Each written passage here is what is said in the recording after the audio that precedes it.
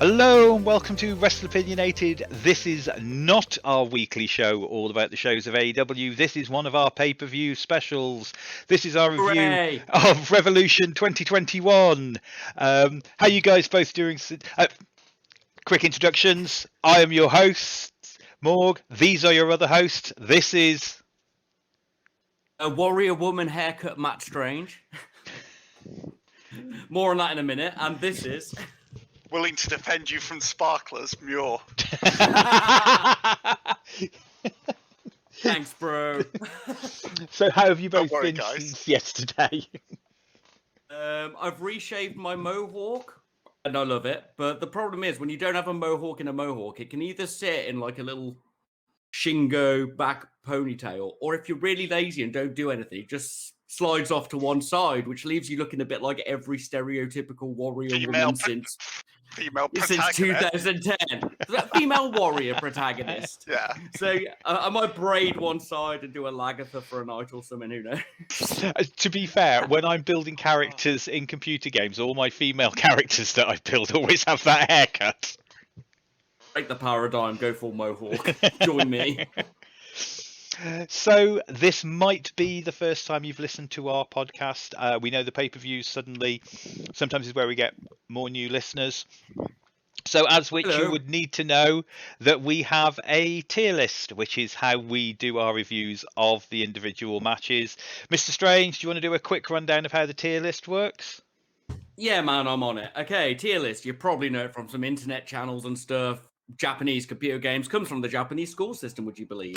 We work up through letters. Our lowest rank match, which we give out, is a D rank match. We go low when we're being facetious, but largely D's as low as we go. D's a shitty match. Maybe it's a squash match. There's no story. The wrestling's bad. Basically, you've had a bad time, and you could have probably spent that time making a cup of tea. Moving up from there, we've got C. C is what we expect to be an average match. That means it's good. It doesn't mean it's it's good. It's a good match. You've got story going in, hopefully story coming out. You know, wherever it is in the ring. The wrestling's solid and tight. Sure, maybe it swings a little way. Maybe the story's great, but the wrestling's but you give a fuck because of the story. That's what we want, a good experience. C. One up from there, we've got B, the letter I normally miss, which we refer to as match plus one. It's the previous match, just really good. Really good story. You definitely care. The wrestling is cool and tight, and you see a bunch of cool stuff. Sure, you get a little bit of swing either way once again, but once again, we want everything. Story, good wrestling, nice and tight, great experience. Top of the week is normally the A rank match. This should be the best thing you see on a show, possibly the best thing of a week if you watch multiple shows. It's got story going in and out. It's got really tight, good moves. You get to see some shit you've never seen before, some paradigm-breaking moments. All in all, you watch that and you go, yeah, and you talk about it for about a month with your wrestling mates. Just one of those mind-blowing ones. And obviously at the top, we've got S, Super, Sugoi. The best match you'll see in a month. Best match you might see in years. You might continuously tell people about Penta versus the Black Lotus Triad for a decade after it's been on. We want story in and out, or the start of a story, or the conclusion of the story, preferably everything. I want to see shit I've never seen before. I want to send gifs of it to my mates who don't watch wrestling. So that's our tier list. D, shitty. C, good. B, match plus one. A, wicked. And S, watch this, non-wrestling friends. I promise you, wrestling is cool. Look, he did a spinny thing, and he landed on his head. There we go. That's our match rankings. So we move straight on, because this is obviously just a review of Revolution. So I think first, before we go any further, let's discuss the elephant in the room about Revolution. Poor Gilbert. He never gets a good entrance. So if you've watched Revolution, you will know that at the end, the ring was supposed to explode, and what actually happened was two very small Roman candles shot out from the hard camera side. Oh, was it four? A little cartwheel went in the corner. It was the fireworks your dad used to have in the back garden when you were 6. You say that. I'm from a housing estate. I'd expect those people to be dead if it was my dad's fireworks. Yeah, the internet has not been kind to AEW on this. Yeah, no. We'll get into this in a bit. Well, at the end, in like an hour or so.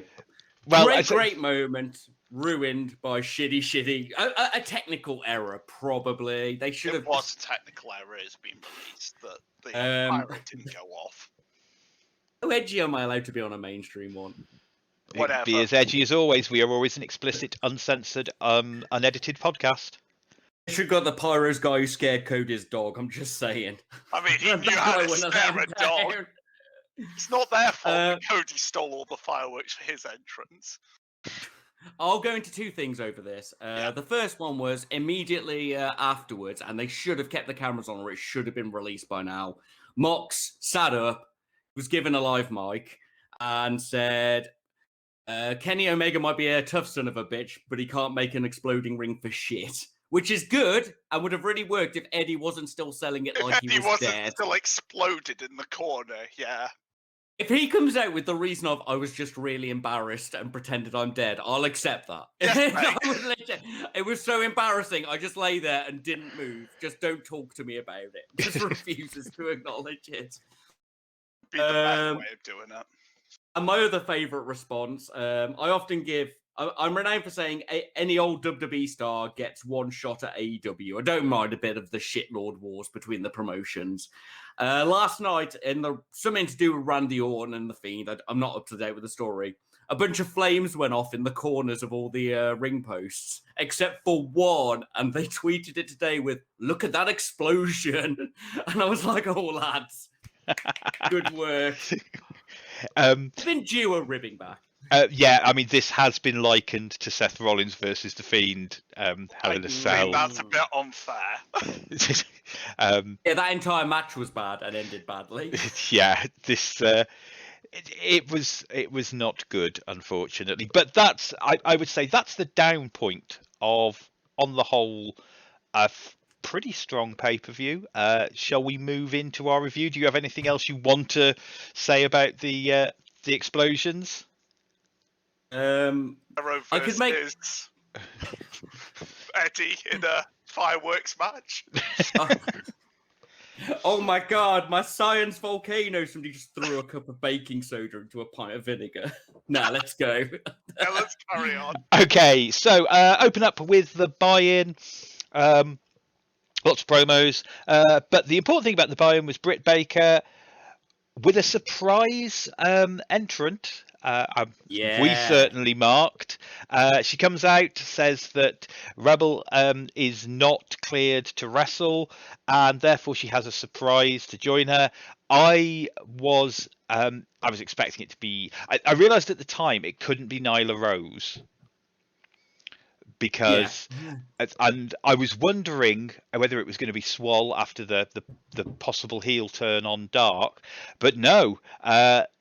The Titantron threw up, the big screen threw up, and I was like, that looks like a skull. Who's got a hard skull? And I was right. It was Maki Ito, who came out to be Britt Baker's partner versus Thunder Rosa and Rio. Britt wins after Rebel hits Rosa with a crutch. What did you guys think of the match? Did you give it a score? What score did you give it? Shockingly, most of my notes are about Maki Ito. She's not the greatest. There's a quote from Max Landis's video, Wrestling Isn't Wrestling, which is, you don't have to be the greatest wrestler. If you've got a weird enough face and a big enough heart, you can go to the ends of this industry. It's 100% Maki Ito. Yeah. I do have criticisms. There were too many yen in this ring to begin with. We get a nice solid wrestling start between Rio and Britt. Those two were really good together, and as judgmental as I was of Rio in the past, she's really sort of diversified her style. She doesn't feel quite so light anymore. And then Maki came out against Rosa, and Rosa fucking loved it. Her fucking facial expressions, selling everything, the finger, the crying spot, everything. We got the Kakeshi. She's got the best Kakeshi in the industry. Sorry, Honma. Mate, it's so good. Just the way she falls sideways. It looks like gravity's not properly affecting her and she just goes down. It's perfect. I did. The only bit of, like, I got in this match was Rio versus Maki seemed a shade off, and I don't know if it's because it's Stardom versus TJP Dub, or if Rio just doesn't like Maki because Rio's sort of the Hogan of She's Joe very Series. Hogan-y. I would go that it's Rio not liking Maki would be your issue here, mate, because And she's Rio so over. works loads of different companies, not just Stardom. So yeah. Yeah, fair. And Maki is this new rising shitlord, basically. And that had a few slips. On the other hand, when Maki hit Rio with that face slam roll through into crab counter, Mate, that is a ace move. And we got the headbutt spot. I love her baseball winds up on them. And then she won. Well, she didn't get the pin, but she won. Maki never wins, never. So as much as it was a bit clumsy in places, and it was obviously a sort of thrown together match, I had a fucking great time. I got excited because Maki's actually there. The comedy kept me entertained. And normally we shit talk the pre-show quite a bit. I gave this a B. I had a great time. Match plus one for me. The only downside I had for it is put Maki's music louder and put her live mic lower, because it's a bit unfair expecting a wrestler to sing their entire theme song, even if they are an idol. Yeah, I'm with you. Go for the Taishi miming method. Yes, mate. Fine. But yeah, other than that, this was really good. I really was happy to see Maki there. I was hoping they were going to do something like that and bring some more in while they were bringing in Rio. So yeah, it was good. Yeah, I gave it a B. B minus, but still gave it a B. This was great. I really enjoyed this match and popped like hell when Maki Ito came out. I still stand by she might be a heel, but she's not going to get a heel reaction ever. And not to Western fans. To Western fans, she is just never had a heel reaction. Has she not? Yeah, everyone's in on it. She's like Naito. Yeah. She's like Naito. Naito spits on people, slaps them, winds them up, is a complete prick, and the crowd fucking love him. Yeah. True assholes. Yeah. So yeah, I was really enjoyed that match. On to the main show. JR, Schiavone, and Excalibur on commentary.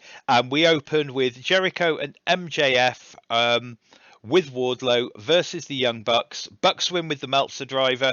This is for the Tag Team Championship. What did you guys think of the match? What score did you give it? It was definitely a Bucks match.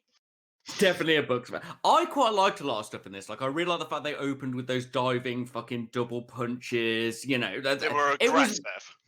It was really aggressive, and it was mirrored for like the first couple of minutes, and it almost overstepped my mirrored line. I was like, they're mirroring this a bit, then it stopped. So, I let that go. We got a bunch of cool moments, obviously. Jericho springboard drop kick over the ropes to knock, I think it was Nick off the apron. No, I forget who. Yeah. That was cool. That is one of my favourite Jericho moves. I've always loved that move.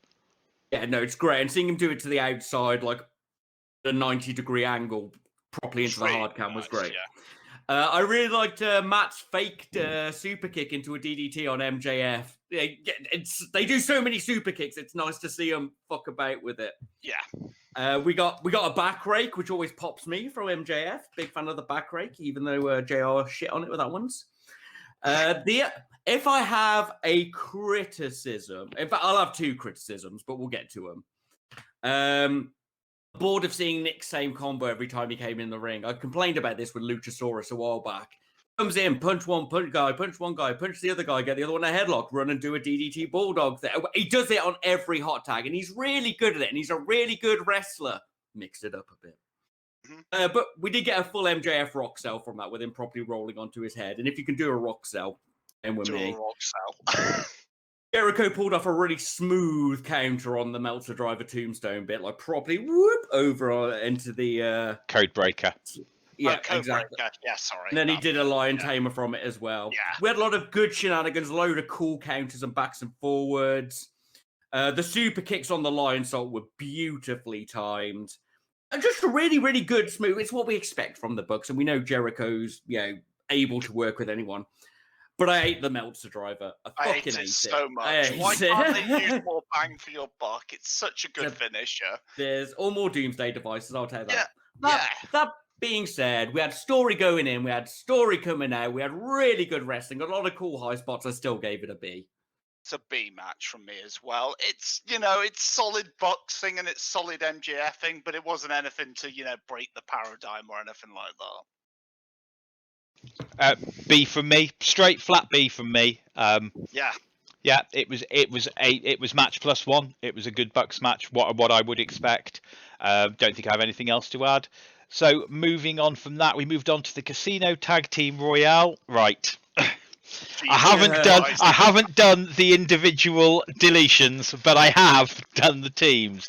So Natural Nightmares versus 5 and 10 versus Proud and Powerful versus Matt and Mike Seidel versus the OG Dark Order versus Gun Club versus Pretty Peter Avalon and Cesar Bononi versus Varsity Blondes, Bear Country, Jurassic Express, Butchered Blade, Private Party, SCU, Phoenix and Pack, Beaver Boys, and Death Triangle win. What did you guys think of the match and what score did you give it? This one was my only incorrect prediction, wasn't it? I think so. I think so.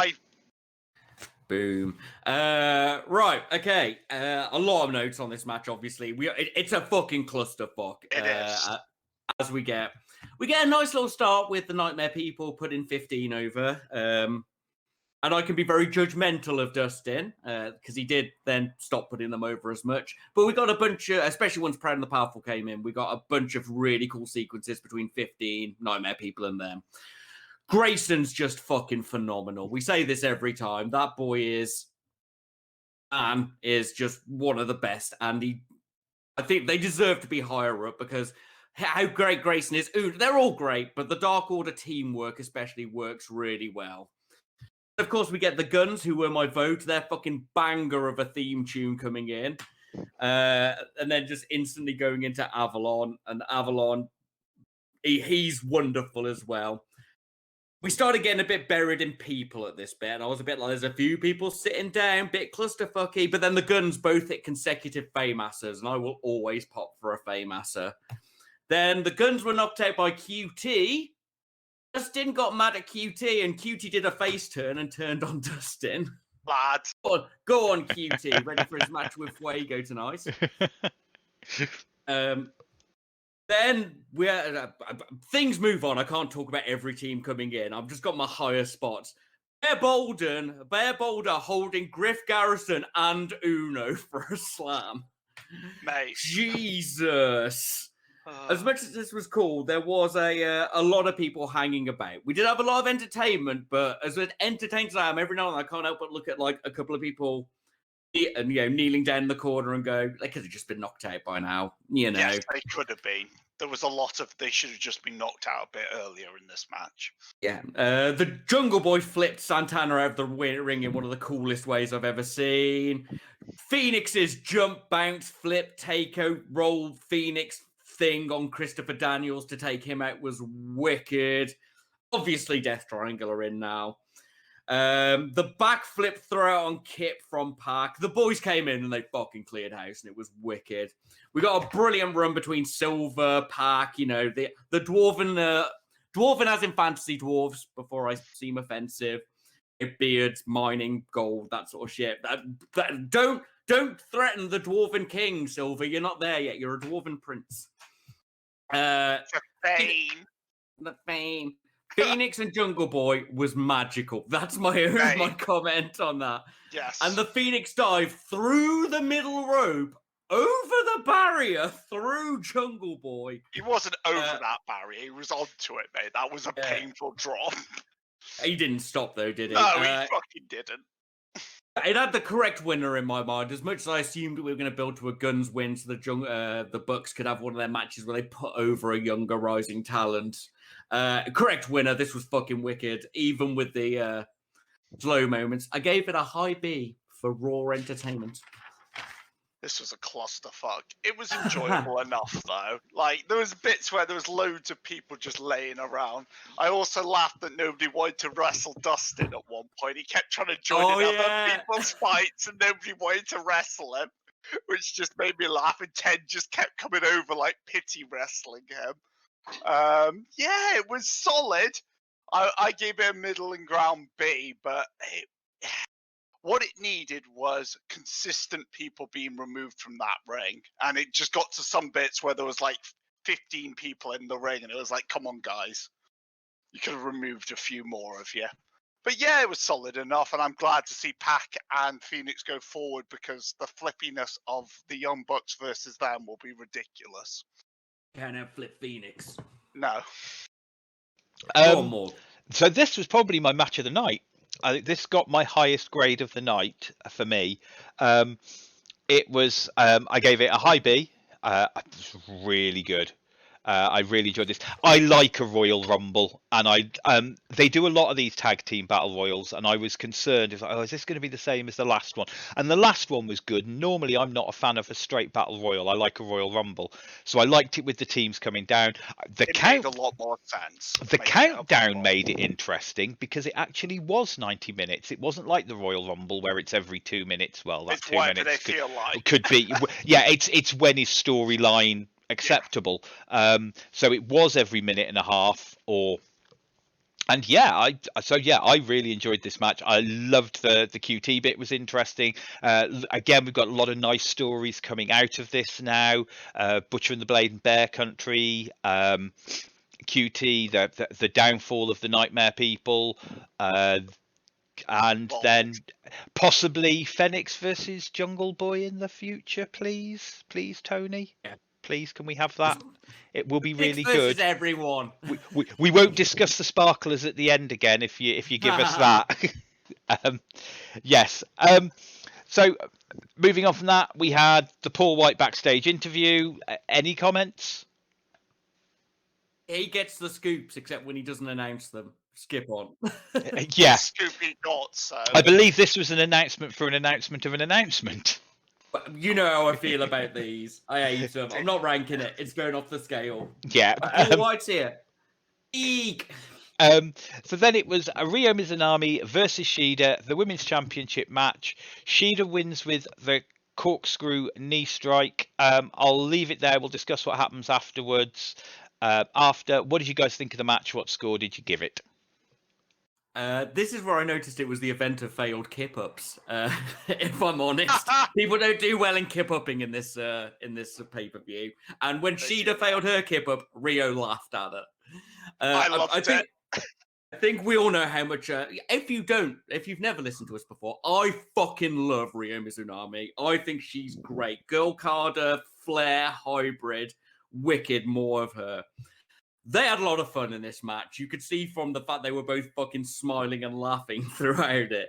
And it didn't hurt it for me. I know some people can judge that, but it just gave me a little inner smile, shall we say. Really, really smooth and solid pretty much all the way through. Up until the ends where my criticism come, but we'll get there. Shida casually pulled off Trent's finisher, the crunchy, just out of nowhere. Everybody got to look really strong in this. We got a bunch of really cool back and forth sequences. Shida pulled off an eye poke. Even though I think wrestling. Joshi wrestling. You just eye poke isn't a heel move in Joshi no, wrestling. It ain't. Look at you. I've got very few notes because I just sort of enjoyed it, and I've been sort of excited by this Ryo push for the last 4 weeks or whatever it's been. But then something went wrong in that one penultimate slam, and they were both looking a bit tired. I think they just fucking went for it. And I found the finisher Enziguri thing a little underwhelming for me. But all in all, great story going in. We're going to have more of it coming out. A really good match, conclusion to a story. We had extra backstory thrown in from the Ryo Shida. I gave it a B again. I had a good time. I noticed a thing with a lot of my rankings here. I gave this my match of the night. I thought it was great. Aside from the last 2 finisher moves where they're obviously just too tired and they should have ended it a minute before. But yeah, this was great. I really enjoyed this. This was proper 2 strong style Joshis just beating the shit out of each other and having fun doing it. Yeah, this was a really good match and I recommend it. I gave it a low A because I just disregarded the last bit. I was just like, yeah, they fucked it up. But compared to the normal matches we get from AEW women, this is fucking fantastic. Oh, yeah. I'm giving it an A. Morg, you're the decider. I'm afraid it's a B. Ha! Yeah, I again though thoroughly enjoyed this. I love women's wrestling. Watching these two just beat the hell out of each other with such strong style. Strikes going back and forth. I loved the whole back and forth of the match. Again, I agree with you. I think that ending was a little underwhelming. One of the problems is I think it's because they did the kick out of each other's finishes so much in the match. That an Enziguri would. That they Yeah. they ended with. I mean, yeah, it was a cool finish, but yeah, it was just a little bit of a from out of nowhere finish. But yeah, thoroughly enjoyed this. And then following on from this, Nyla Rose attacks both of them. Then Brit and Maki Itoh and Rebel join in the beatdown. Thunder Rosa for the save. I enjoyed that as a nice little finish off, hopefully setting up some bits and pieces. They're trying to redraw the face heel lines again. And, 'cause we had that for a pay-per-view like last year, the one which ended with, I think Britt had Yuka or Statlander in the mouth grab thingy, and no, they drew a really big, clear fucking line between the faces and heels and went, women's plot, then everybody got injured and it all stopped. Yeah. So yeah, it's really So nice they're to see that. resetting it. And we've got a match on Wednesday, which is Rebel is apparently still injured or out. I don't know if that's kayfabe or not, which will be the heels versus the faces. Nyla, Britt, and Maki versus Rio, Shida, and Rosa. So that should be fucking cool. Should be fun. Yeah, that's awesome. Which Rio? But Rio, not Riho. Right, so Rio Mizunami. Gil Carter, yeah. Yeah, Sorry, awesome. My missus speaks Japanese, doesn't she? So I've had to like specifically learn the different intonations between very Rio, similar yeah. names. Yeah, exactly. What is nice to see is they haven't just got Maki Itoh and Rio over on short term. Looks like we're getting what we were originally getting. I know that Maki's booked for a show on the 27th, so debatable how long we've got them for, unfortunately. But we'll get them for a few shows, hopefully, and then they'll come back. Maki will definitely come back. She loves America and American wrestling. Moving on from that, Miro and Kip Sabian with Penelope versus Chuck Taylor and Orange Cassidy. Miro wins with the game over. Score. What do you think of the match? What scores did you give it? Right, I really like this as sort of a story build moment, and as we're all aware, I'm a really big best friends mark. I fucking love Chucky, Trent, Orange Cassidy. I like the outside start to the match and the beating on the way down, and then Chuck go and ring the damn bell when he's got the mic. I thought that was fucking cool. Chuck bleeding, although it was probably sort of semi-intentional, made it look a lot more brutal than it was. I'm going to have to build this one up, aren't I, before everybody else shits on it. Everything in this ring was well-timed and well done. We got to see the Orange Cassidy kicks, and we've not actually seen those in a few, in a good few matches. And they've all got good together. The actual, like, selling them. I mean, okay, a couple of Orange Cassidy's punches. Miro didn't quite get all of it, shall we say. But other than all, they'd got good together. And then Chuck tapped. Yeah. I don't think Chuck should have tapped. Even if you were going to keep him losing, I don't think he should tap out again. But we got the build-up of the fact that Miro just fucking leathered Penelope. And then we're just told Kip to get back in the ring. You know, he doesn't give a shit as long as he's a winner. He's a bad winner. So I don't feel I can give this a D because we did get a lot of story building and such. I think the wrong people won. I think they could have done a lot more with those battered assault outside the ring and coming back. Should have had a card to come out to save them if Trent's still injured. But I'm still giving it a C. I think from the overall story moment, it's going to build and lead to a lot. And it was clean. It's just not what I wanted. I think it's crawling with its guts hanging out over to the C side of this match, you know, instead of a D. Just get over that line. This did very little for me, and I think it was a waste of time on a pay-per-view. This could have been just, you know, a normal show match, as far as I'm concerned. Didn't really do much for me. They were okay together, yeah, fair. And then there was no conclusion to the story either from the pay-per-view. It just sort of, now that they're going to carry it on, so I'm just not that interested, and it's a C. It was an alright match, but nothing that exciting. All right, Morg, you like Miro. I like the best friends. Whose side are you on? C/D. It was a low C. It was all right. Unfortunately, you look at the storylines we've had running.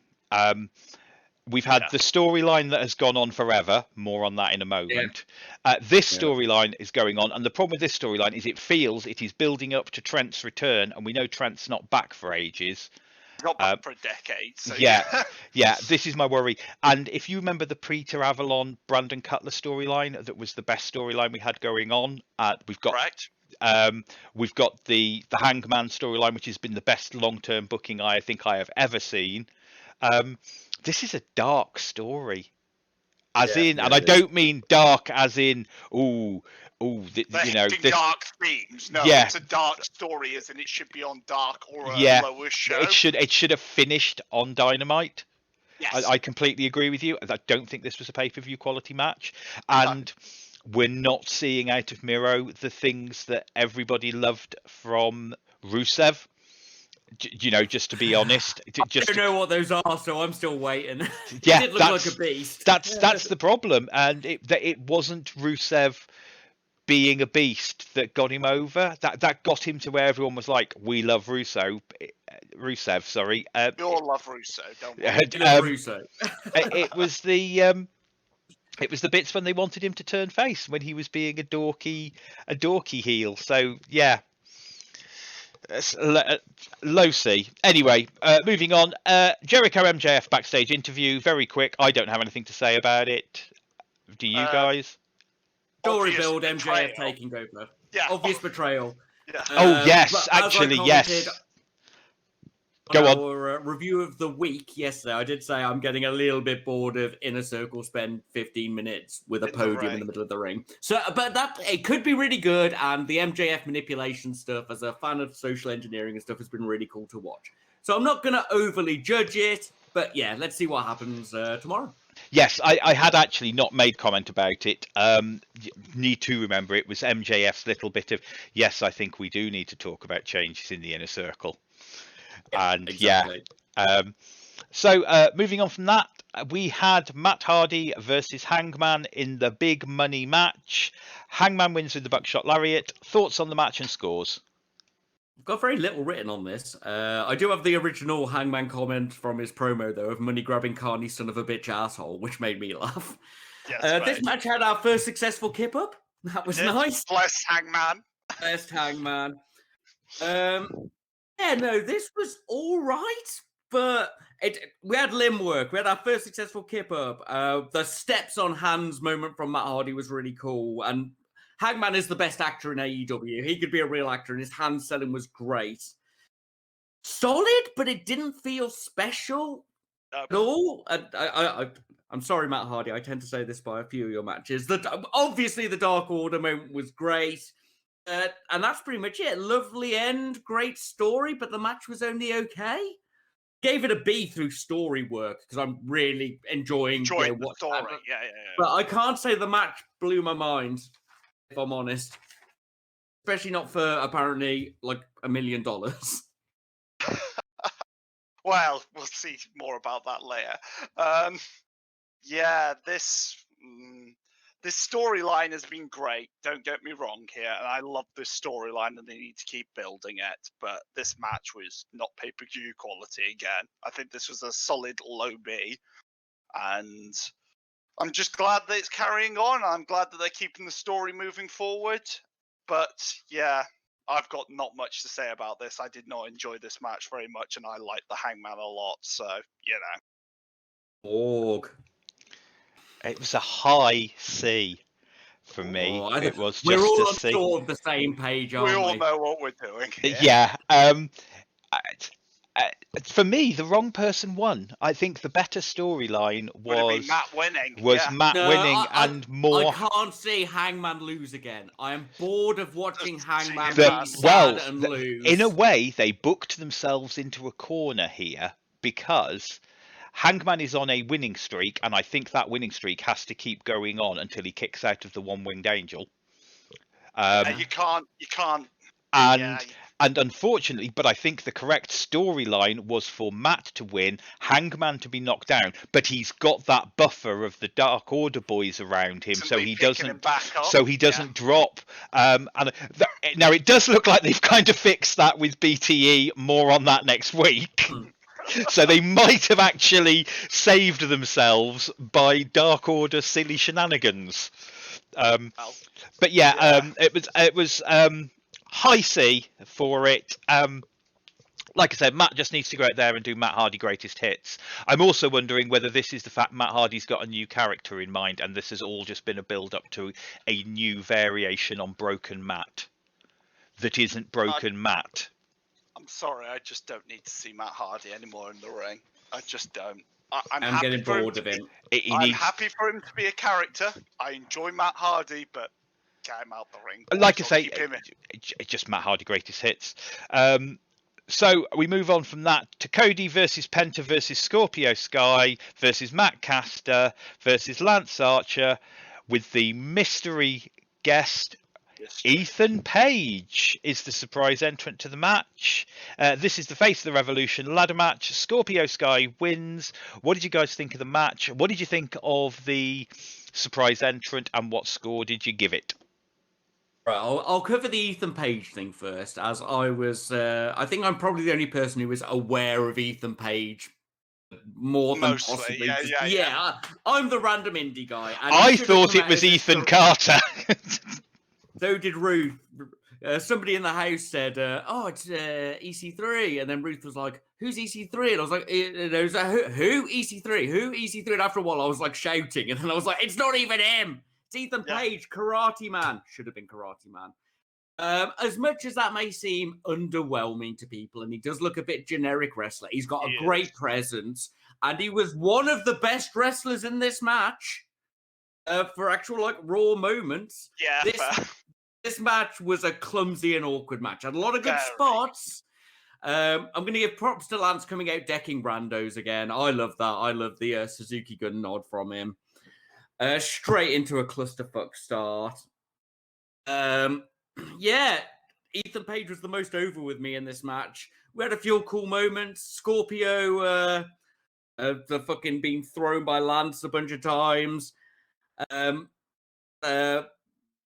He did a huge ladder throw on him. We had a blackout onto a ladder. Lance basically looked the best in this. Like when he climbed the chair and Ethan hit him, and he just sort of turned around and got back down. Yeah. Penta super kicked Jake, and then he had to have a sit down for a while. Penta wasn't on the top of his game, in my opinion. Not great. I'm guessing he's still coming back from injury and not 100%. Would be the ladder slams from Ethan onto Lance, which would look brutal if the ladder was folding properly. It was just a bit clumsy and awkward with a strange pacing. And because Scorpio Sky had talked to him about himself for a solid hour on the previous episode of AEW, I knew he was going to win. So there was no suspense. Yeah, he got that Sonic ring. Then we had to focus on Cody for a bit off to the side of the ring as he powered back up. Not sure what that was about. It was a very Cody match. A tunnel, yeah. Yeah. Very, very Cody match. I only gave it a C. I wasn't really sold on the story build. I wasn't really sold on focusing on Cody when you had a bunch of other rising people. I didn't. It was I was entertained. It was a C rank match. A lot of cool things happen. I'm a little bit disappointed for Ethan Page that nobody knows who he is. A few people looked really cool. I'm glad my boy was back. It's a C, but an S C from me. Gosh, yeah, this wasn't great. Good spots, had a lot of good brutal spots in this, but I don't know. I hate retreading, and Scorpio Sky already went for the belt quite recently for the TNT. I know that it's changed hands and they're obviously giving it to him now, but yeah, just not interested in this. I'd have liked to have seen anybody else win it but Scorpio Sky, apart from Cody. Any of those guys would be more interesting to me. And yeah, it's just not that great. I gave it a low C myself. I did not enjoy how botchy and awkward this match was. I don't care about botches in ladder matches. I love a ladder match. I love a multi-man ladder match. I gave it a B. I enjoyed this. Oh no, Yes, Morg. it was a bit of a mess. But I think it was a mess, but you still enjoyed it. I'm fine with that. Morg. Yeah, I think the problem is it's a ladder match, and it's ingrained in me that ladder matches are going to be a bit of a mess. So, and I think I just enjoy them from what they are. I think I was also slightly the WWE dig with it being the brass ring that they were grabbing. Oh, that was great. That's a brilliant pun. I do think it's too early for Scorpion Sky to win this if he's going to go on and win. I think Penta would have been the better option for Darby Allin. Loads of matches on Dark. He's won loads of matches on Dark. I think Penta would have. His win-loss record is big. But this overcuts your win-loss record. This is one of the problems. And then Scorpio Sky could have had his moment of being whingy about it, which would have fueled more to his heel turn. Could have gone on about how he was the best, how he had all these wins-losses. I think Penta would have been a better guy to have a brutal match for Darby to overcome. I think it's too early for Darby, because all Darby has done is fought Team Taz over this belt. He hasn't had a bunch of, And now he's going to lose it. And now he's going to lose it. And as he was the guy you've been building up to be the face of this mid card division, I think you needed to give him some more opponents. 100%, mate. Yeah, I don't think Lance should be in the TNT title run. I think Lance should be... He's big man smash. No need title smash. No, where Lance needs to be, very much so, he's in the main event title at the minute.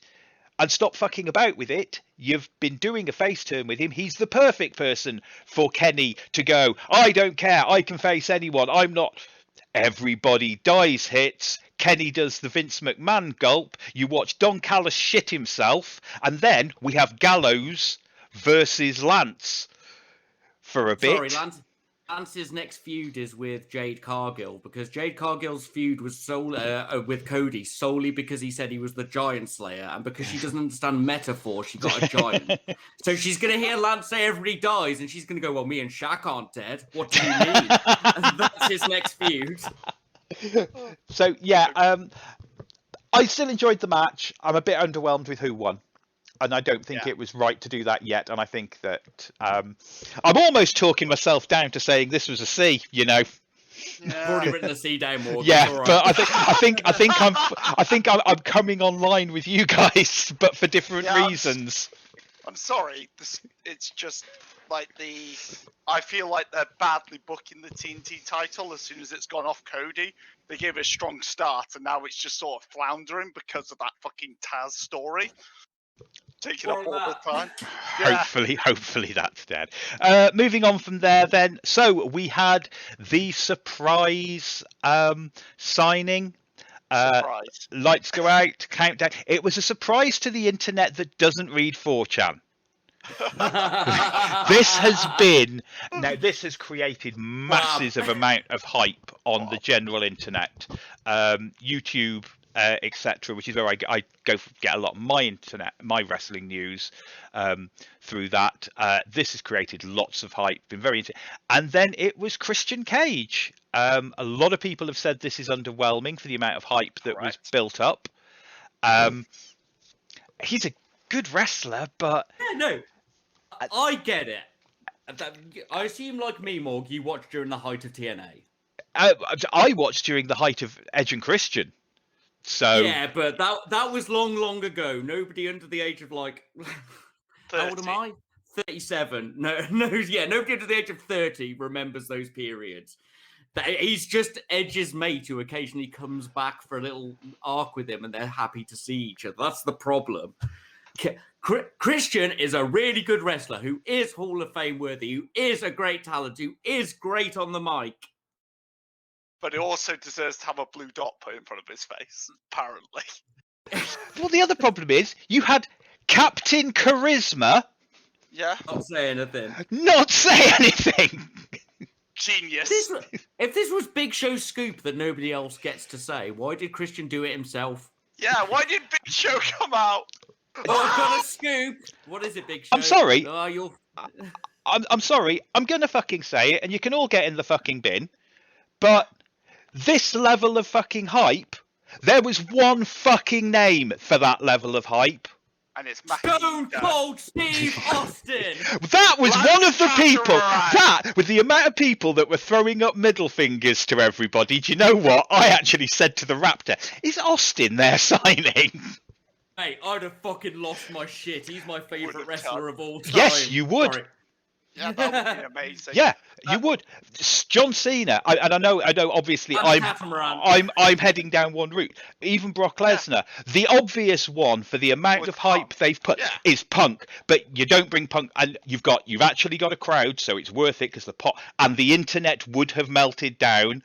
And I'm sorry, 4chan, you can get in the fucking bin. You lot would fucking cream yourselves and wank off into a bath to be able to mow CM Punk's lawn. Yes, they fucking would. They are wrestling. They are they are true wrestling marks. They're the same people that would wank off just so they could mow Vince McMahon's lawn. As much as they want to say they don't like Punk, Punk would melt the fucking internet down if he came He back. would, but he also said it 100% wasn't him. Yeah, and this is the thing. He did. And sadly, you're not on the internet as much as me, Morg. You're not aware of how much the divide between WWE and AEW is split up on the internet. One side fucking hates Punk now, or CM Phil as he is known. But it would have been the best move. Don't get me wrong. He would blow fucking dimes into the air. Yeah. He would make fucking. I'm not disagreeing with you, But this is. I'm sorry, guys. Punk came out, I wouldn't be excited because I didn't watch his era, so I'd be like, Well, it's nice. It's CM Punk. He I'm fights like just Kenta. saying, the most exciting person that came out last night Was Maki Ito. Maki Ito. It was. Yeah, 100%. That's who should have come out for that big signing.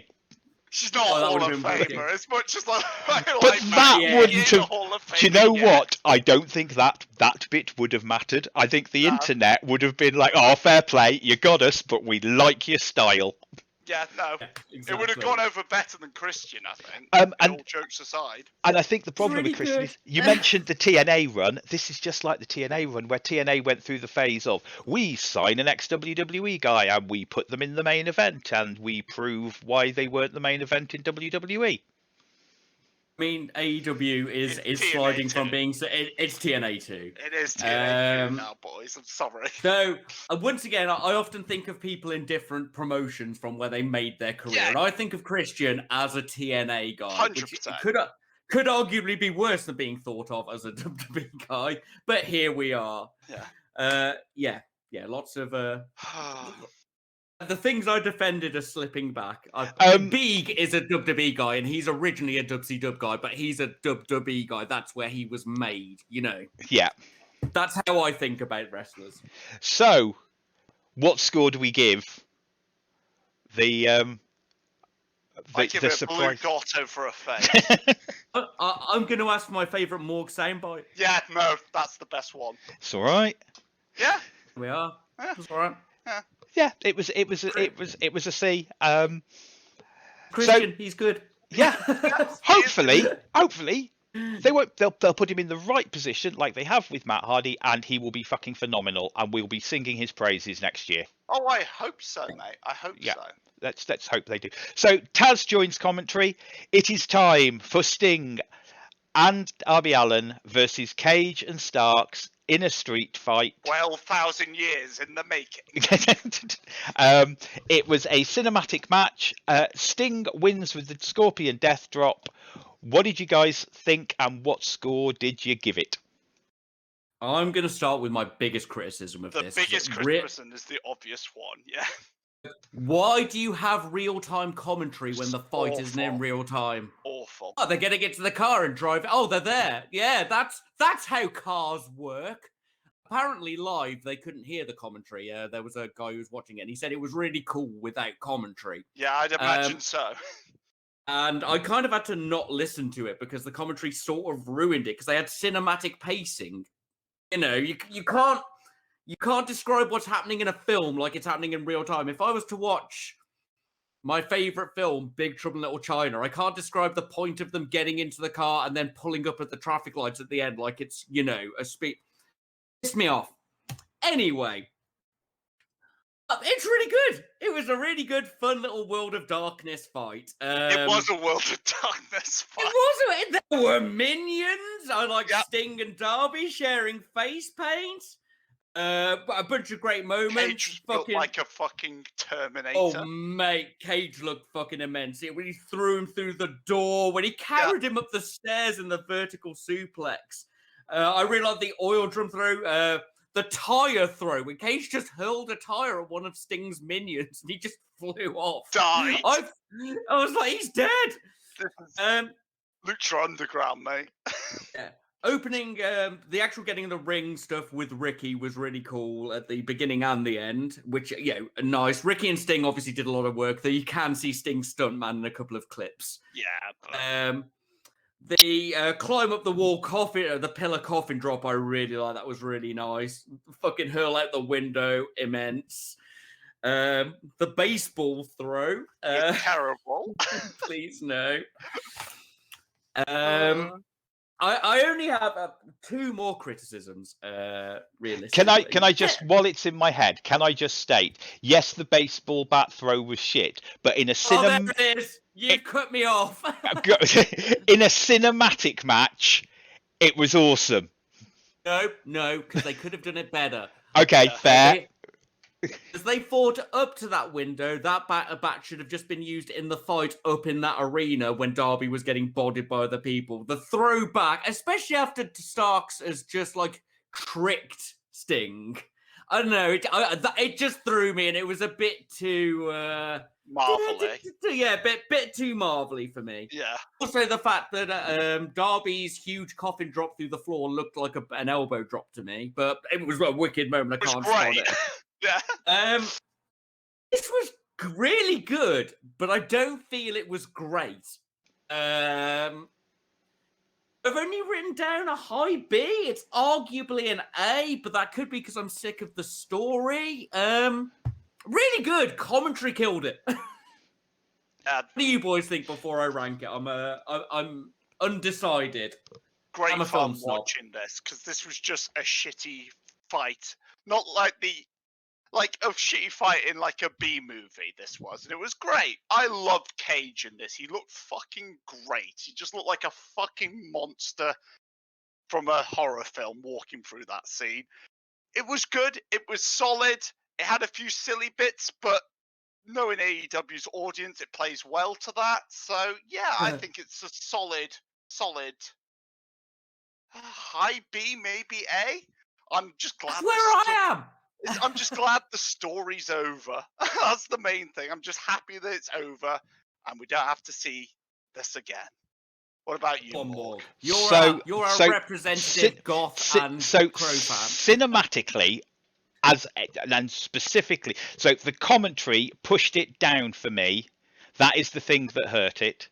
Didn't need the commentary. Should have just had music. Quiet, ominous music in the background. You could have even changed up. Yeah, you could have changed up. They started off, and the first thing the Raptor turned around to me and went, "This is a Boyle Heights street fight." And then I was completely sold. It felt like one of those old Lucha Underground segments, the bit in the middle where people would suddenly pull out nunchucks. And that's what I want from this kind of cinematic match. It was different. Right. It was different from a lot of the other cinematic matches. I thought it was really well filmed. It was nice and dark. I didn't mind the baseball bat bit for the reason that I said, because it's a superhero movie. And when you've got Sting in there, it's a superhero movie. And it was like superhero movies. Yes, but yeah, that's fine. And it didn't necessarily appeal to you. I do appeal to like that major audience. I do like a superhero movie, and I liked the baseball bat thing. It was silly, it was ridiculous, it was totally Thor getting his hammer, it was totally Marvel. Unfortunately, the rest of it, it wasn't that cool. But the rest of it was supposed to be Dark Knight Batman, so it was a bit. Yeah, exactly. It was a bit of a takeout. I enjoyed it. I actually only gave it a B because the commentary ruined it so much for They me. They And need it should. to restart I this I match. probably should have given it. Yeah, we need the Snyder cut. Yeah.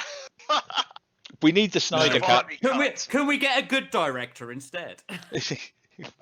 Yeah, right. No, that's fair. But yeah, we need. I think we need the Matt Hardy cut. Yeah, fair. You know, where Matt goes, right, They this is what you just should take have the done. sound off. Yeah, and put some music on and have the sound of the guys just beating each other up and it sounding like a fight. In those just have enhanced sound. Yeah, and those bits with Cage and Darby Allin, you have the sound of the punches and the out and the cells. And then in the bits with Sting and Ricky, you can start bringing the music up back in because they had the storyline bits, I feel, in their bits. But yeah, so as I say, I gave it a B because the commentary because I get affected by commentary or lack of commentary. I downgraded it, and I'm glad that you guys gave it the higher rating than me almost, because I almost felt bad for doing it. It was good, but it was just like, I don't need JR coughing over this match, you know?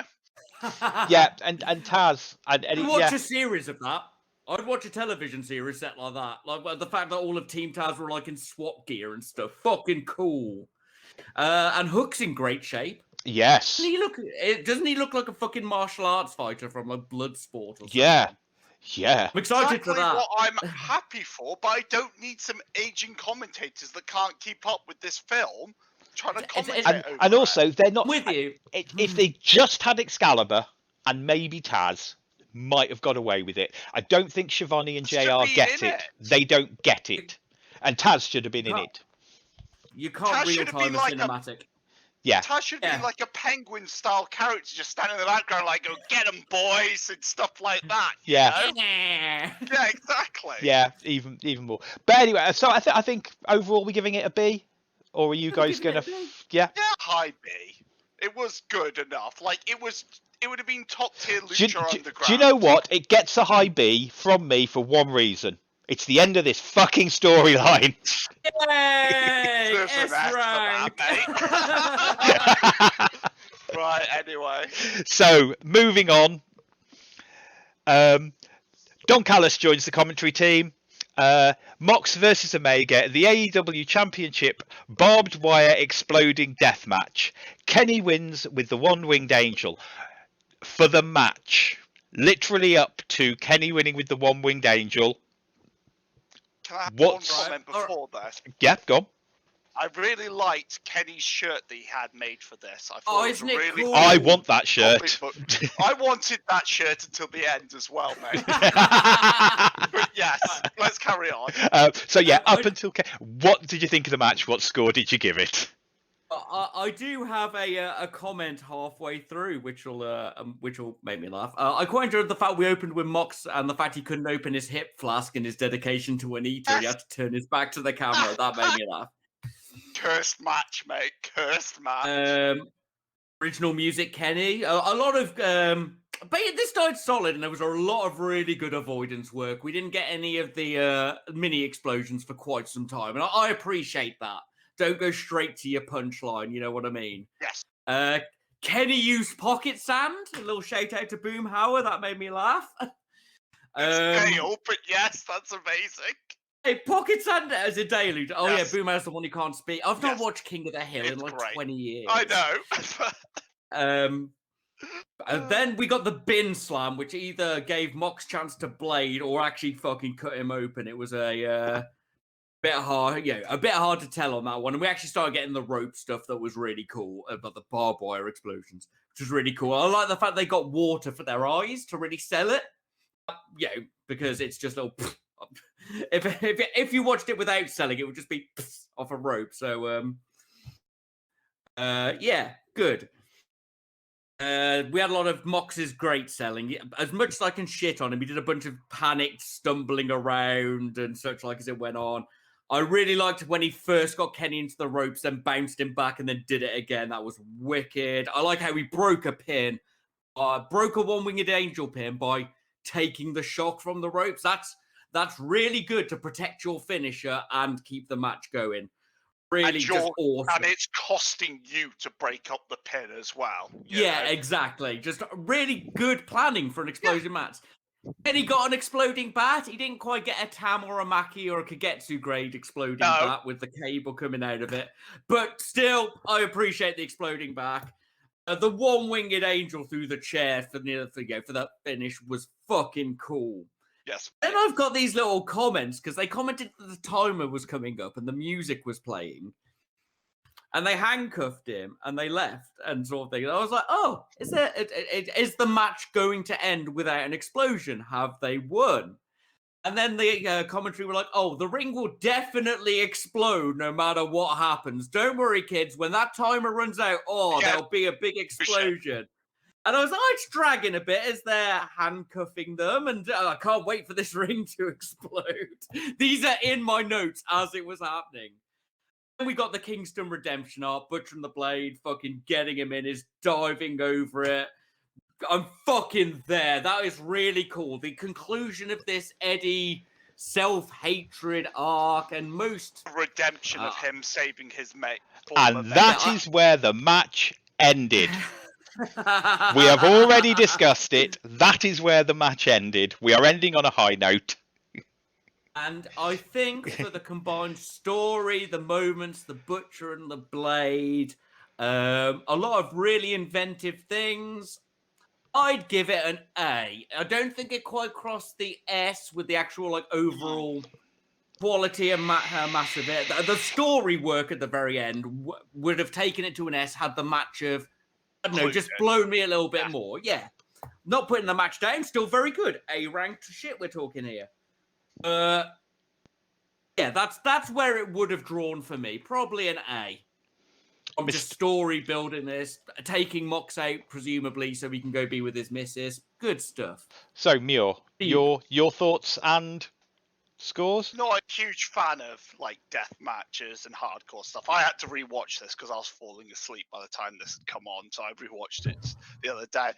Yeah, it's good. It's solid. If you like that sort of match, I can see it being really good. I like the inventiveness of them avoiding the damage. They were all trying to not obviously touch any of the fucking ropes, because obviously. And I liked that people were doing moves where they were hurting themselves to get the advantage, which I think is always good in a storytelling. I have to do this to get hurt to try and be able to defeat you, sort of thing. I think it's a good way to build tension. And yeah, I really, really liked the Eddie bit. The Eddie bit would have been perfect.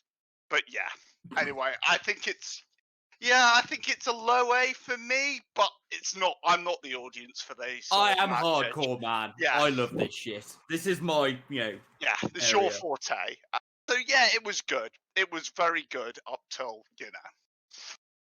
So I loved the protection of the one-winged angel, which I know you've already mentioned. Again, pretty much, I can't add much more than you guys have said already. The way they wrestled the match, I don't mind a hardcore match. When I first got back into wrestling, back in the Attitude Era, a thing called ECW was happening, and I've always been captivated with ECW. But ECW was always more than just hardcore matches. People forget that. Yeah. So yeah, I enjoyed the match. I have it down as well, we're not going to give the score I gave for how I ranked it entirely. It was a B for the match and an S for the Eddie save. Eddie coming out popped like hell for that. It was so cool. Eddie coming out to save this friend, and me and the Raptor both popped like hell. As I say, we've already discussed what happened afterwards. It is a shame. I think I can upgrade it with that and forgetting the technical difficulty, because it was a technical difficulty with something that is difficult at the time. That I think I can actually come on board and say for probably a low A, same as Muir, low A. But yeah, I can probably go for an A. Yeah. I still. It's not the match I enjoyed the most. I just think it's an A grade match. Yeah. Yeah, exactly. I think I agree. Yeah. So, with the power of science and maths, If you guys can't guess what the ranking of this show is, I can't help you. It's Oh, a B. It's a B. We got a fucking. We had a good time. We had great wrestling, great stories, some really good highlights, and just some stuff that was just sort of there and dragged it down a bit. So overall, really good. But it just didn't cross that line into great that a lot of their pay-per-views have been. Yeah. That's the problem here. They're hung by their own success in this pay-per-view. Like, this pay-per-view, if it was just, your standard WWE pay-per-view, would have been fucking great. But the issue is they put on show-stopping pay-per-views, and this one just wasn't show-stopping as much as, they did very well. Yeah, technical issues, a few like unfamiliarities between the wrestlers, a couple of little, a few things that just were overhyped and sort of flop, and it's just really good. It's pay-per-view +1. It's worth 20 quid or whatever it was. It's $20 for us, so I think it was well worth that. I could see some grumblings at 50 what Americans pay, but just get a VPN, boys. Come on, get on the train. Yeah. Lord, VPN. We don't have a sponsorship. I ain't doing an advert. But yes, that's my theory on it. I don't think it was bad. I just think we have such high expectations of AEW pay-per-views. This fell a little short. Yeah. So personally, I think watch the pay-per-view. Yes, if you've read the internet, you'll have seen all the backlash. Everyone concentrates on the negatives. They don't concentrate on the positives. Go watch up until Eddie comes out to do that save and throws himself over Mox, and then turn it off. No, don't turn it off. Have a YouTube video ready of the alien spaceship from Independence Day. Yes. The White House. And just skip to that, and it'll be great. Yeah. It's the worst thing. Always end on a high note, and they did. Vince McMahon said, "What is it? The last thing they'll remember. The only thing they'll remember is the last thing that happens." Exactly, and that's all. And Christian. And Mackie Ito, people have loved Mackie on the internet. That is the good thing. So there you have it. That is our review of AEW Revolution. Hope you enjoyed it. Hope you enjoyed the show. Thank you very much for listening. I want to thank Anchor.fm for hosting the podcast. We are Wrestleopinionated on Spotify, YouTube, and Anchor.fm. Over to you, Mr. Muir. Very much for listening. It's been a great as always. If you'd like to send anything in, want to tell us what match you'd like us to watch or anything like that, please feel free to send it into wrestleopinionated@gmail.com, WrestleOP on Facebook, and WrestleOP1 on Twitter. Over to you, Strange. Once again, thanks for listening. We really do appreciate your time. If this is your first time listening to us, because it's a pay-per-view one, do feel free to check out our last show of the week's episode where I talk about using a vibrator on an iguana. But yeah, please like, share, subscribe, pass this on. If this is your first time listening to us and you enjoy it, check some of our other stuff. We do it weekly. Thanks again. Over to you, Morg. Join the Ito Respect Army. All that's left to be said is goodbye and good night.